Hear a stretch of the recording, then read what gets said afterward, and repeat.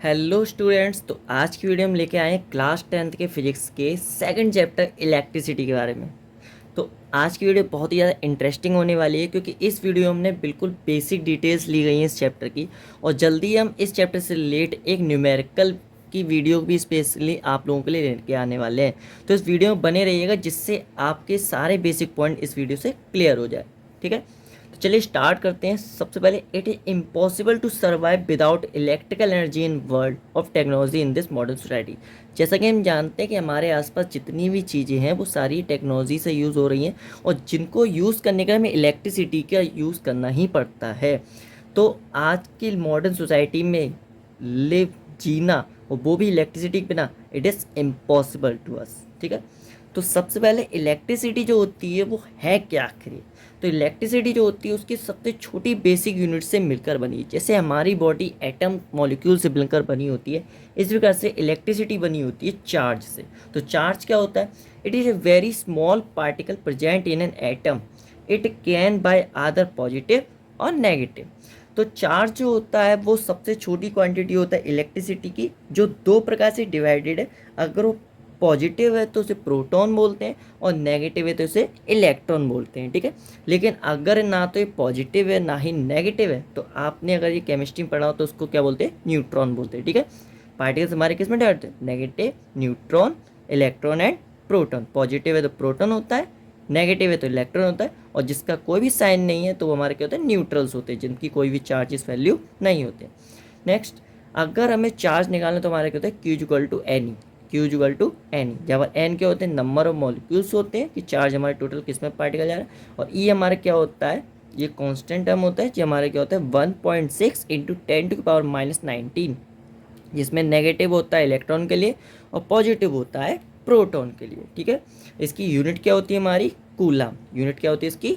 Coulomb. ठीक है, next है इलेक्ट्रिक करंट क्या होती है? तो it is the rate of flow of charge through a cross section per unit area per unit of time. तो चार्जेस जो होते हैं, और अगर हमें इलेक्ट्रिसिटी चाहिए तो चार्जेस क्या करते हैं? एक जगह से दूसरी जगह जाकर फ्लो करते हैं। तो ये फ्लो करते हैं किसी समय में कितने कम से कम, या क्या करते हैं? कितना ज़्यादा एरिया कवर कर सके, उसी को क्या बोलते हैं हम? इसका करंट, इलेक्ट्रिक करंट। तो it is the rate of flow of charge through a cross section per unit of time. तो आई इज इक्वल टू क्या हो गया? पर यूनिट टाइम का मतलब क्यू अपॉन टी। ठीक है, यूनिट क्या होती है इसकी? एम्पियर होती है। क्या होती है? Ampere. Current flow from high to low potential और अपोजिट ऑफ इलेक्ट्रॉन। तो आपको याद रखना है करंट फ्लो कैसे करता है। तो करंट जो होता है फ्लो करता है सबसे पहले हाई टू लो पोटेंशियल पे, मतलब जिसमें हाई वोल्टेज होगी उससे लो पोटेंशियल की तरफ वर्क करेगा, या फिर अपोजिट ऑफ इलेक्ट्रॉन। अगर आपको इलेक्ट्रॉन फ्लो की डायरेक्शन दी गई है तो इसके जस्ट अपोजिट फ्लो करता है। और थर्ड होता है positive to negative terminal in battery. Positive negative terminal in battery. Next है पोटेंशियल डिफरेंस हमारा क्या होता है। तो पोटेंशियल डिफरेंस जिसको V से डिनोट किया जाता है, the difference of the amount of charge carries by 2 points on the work done by per unit charge. तो जो डिफरेंस होता है, देखिए हम जो भी वर्क करते हैं तो हमारा जो पहले वाले टाइम का वर्क होता है बाद वाले टाइम में कुछ ना कुछ डिफरेंस होता है। तो चार्ज कैरी जो होते हैं किसी समय पर किसी पॉइंट पर कम चार्ज होते हैं, लेकिन कुछ समय दूसरे पर ज़्यादा हो सकते हैं या फिर उसके कम हो जाए। वोल्टेज पर डिपेंडेंट करता है ये। तो charge carries up to 2 points और the work done per unit है। तो जितना ज़्यादा वर्क उसने किया, चार्ज जितने ज़्यादा ट्रांसफर हुए किसी पॉइंट से, उसको ही बोलते हैं उसका पोटेंशियल डिफरेंस।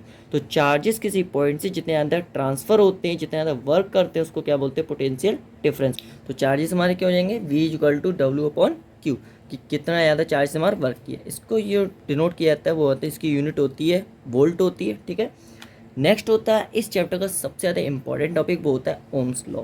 तो ओम्स लॉ है क्या? The potential difference is directly proportional to the current flow through it. तो पोटेंशियल डिफरेंस होता है वो डायरेक्टली प्रोपोर्शनल होता है आई के, मतलब जितना ज़्यादा वोल्टेज में इंक्रीज करते हैं उतना ज़्यादा करंट इंक्रीज करेगी, और करंट जितनी ज़्यादा इंक्रीज कर डिक्रीज करेगी उतनी ज़्यादा वोल्टेज, मतलब दोनों के डायरेक्टली प्रोपोर्शनल है। लेकिन जब यहाँ प्रोपोर्शन का साइन यहाँ पर रिमूव किया जाता है तो हमारा क्या आता है? एक कॉन्स्टेंट टर्म आता है जिसको बोलते हैं आर, इसको वो क्या बोलते हैं? रेजिस्टेंस। क्या बोलते हैं? Resistance. It oppose the flow of current. ठीक है, जैसा कि हम जितनी ज़्यादा वोल्टेज किसी ऑब्जेक्ट को देते किसी डिवाइस को, तो उतनी ज़्यादा करंट फ्लो करनी चाहिए, लेकिन वो इक्वल नहीं होती। वहाँ पर उसकी जैसे हमारे कुछ इंटरनल एनर्जीज होती है, उसके इंटरनल कुछ पार्ट होते हैं, वो क्या करते हैं, उसकी करंट को क्या करते हैं, एब्जॉर्ब कर लेते हैं। तो उसी को हम बोलते हैं रजिस्टेंस। ठीक है, जो उसको वेस्ट करते हैं उसकी करंट को, उसको क्या बोलते हैं, रजिस्टेंस बोलते हैं। तो इसलिए बोला था it oppose the flow of current. तो ये ऐसी चीज़ है जो करंट को फ्लो होने से रोकती है। तो इसकी यूनिट क्या होती है, इसकी यूनिट होती है ओम। ठीक है, फैक्टर इफेक्टिव रेजिस्टेंस। तो ऐसी कौन कौन सी चीज़ें अब रेजिस्टेंस पर डिपेंडेंट करती हैं, रेजिस्टेंस जिसके बाद बढ़ता है। तो पहला डेंसिटी, तो हमारे और डिवाइस का जितनी यहाँ डेंसिटी होगी, मतलब जिससे वो मटेरियल जिस मटेरियल से मिलकर बना होगा, इस पर डिपेंडेंट करता है। दूसरा उसकी लेंथ कितनी है, वो कितना ज़्यादा लंबाई में हम करंट फ्लो करा रहे हैं, मतलब उसका रास्ता कितना लंबा है करंट फ्लो का। और थर्ड होता है उसका एरिया, कि उसका एरिया कितना ज़्यादा है। ठीक है, तो नेक्स्ट वर्ड है रजिस्टिविटी। तो यहाँ पर रो जो होती है और कुछ रो नहीं, इसकी रजिस्टिविटी कहलाती है। क्या कहलाती है, रजिस्टिविटी। तो रजिस्टिविटी क्या होती है, it is a property of a material to oppose the flow of current.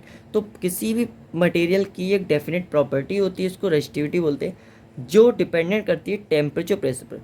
कोई मटेरियल अगर है, जैसे हमारा आयरन है, तो उसकी रजिस्टिविटी डिफरेंट होगी, गोल्ड की रजिस्टिविटी अलग होगी, मतलब अलग अलग प्रकार से। जैसे आपने देखा होगा वायर्स जो यूज़ किए जाते हैं, जो नॉर्मल क्वालिटी के होते हैं, उनमें कॉपर का वायर यूज़ किया जाता है। जो और अच्छी क्वालिटी के वायर होते हैं ना, एल्यूमिनियम का वायर यूज़ किया जाता है। ठीक है, उसके बाद फाइबर केबल्स यूज़ होती हैं। तो ये डिपेंडेंट किस पर है, उनके मटेरियल में, क्योंकि इनकी रजिस्टिविटी जितनी कम रजिस्टिविटी होती है उतनी वायर की कॉस्ट बढ़ती जाती है। और ये डिपेंडेंट हमारी करती है टेम्परेचर जितना ज़्यादा बढ़ता जाता है, रजिस्टिविटी उतनी ज़्यादा हमारी क्या होती है, कम होती चली जाती है।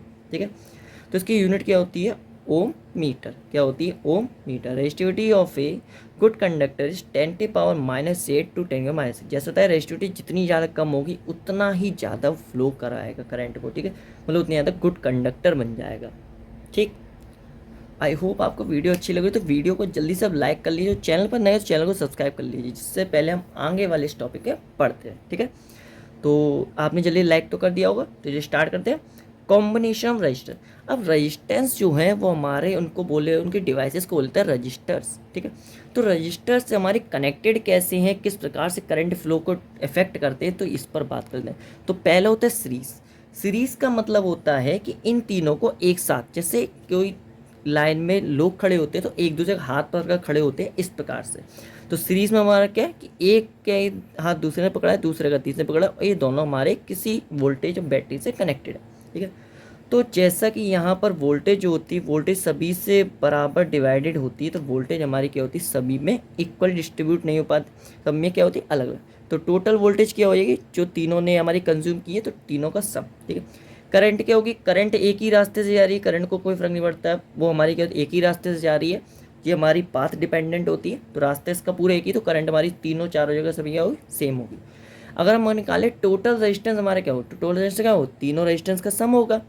ठीक है, जहाँ पर ध्यान रखना है, टोटल रेजिस्टेंस जो होता है सीरीज कॉम्बिनेशन में, वो हमारा क्या होता है, वो हमारा सभी रेजिस्टेंस से ग्रेटर देन होता है। सभी एक रेजिस्टेंस से क्या होता है, ग्रेटर देन।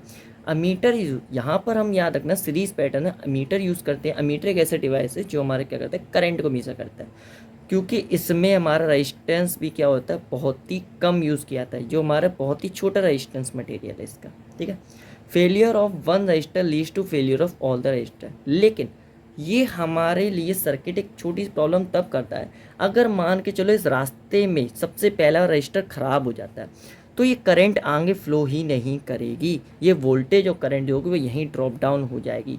तो सीरीज पैटर्न का हमने यहाँ पर यूज़, हम चाहे तो सीरीज पैटर्न पर ही वर्क कर सकते हैं, हमने दूसरा पैटर्न क्यों लेकर है पैरेलल, क्योंकि ये हमारे किसी जगह हमको बेनिफिट नहीं, हमको फेलियर दे रही थी कि हमारा करंट तो फ्लो कर रहा है, बैटरी हमारी चार्ज है, लेकिन रजिस्टर के ख़राब होने से आगे के सभी सर्किट हमारे ख़राब हो जाते हैं।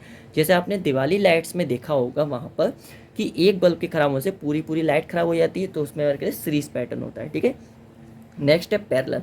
तो पैरेलल में हमारा क्या होता है कि यहाँ पर एक के पीछे एक खड़े होते हैं, मतलब जैसे कि दोनों हाथ लोगों ने पकड़े हुए, जैसे इसके दोनों हाथ इसने भी पकड़े हुए हैं, इसके दोनों हाथ होंगे इन दोनों ने पकड़े हैं, तो ये रेजिस्टेंस इक्वल है। यहाँ पर हमारे क्या होता है, करंट के हमारे रास्ते डिफरेंट में होते हैं, वोल्टेज सभी में इक्वल आती है। वोल्टेज क्या होती है, इक्वल, तो वोल्टेज सभी में इक्वल हो जाती है, करंट हमारी क्या होती है, डिफरेंट।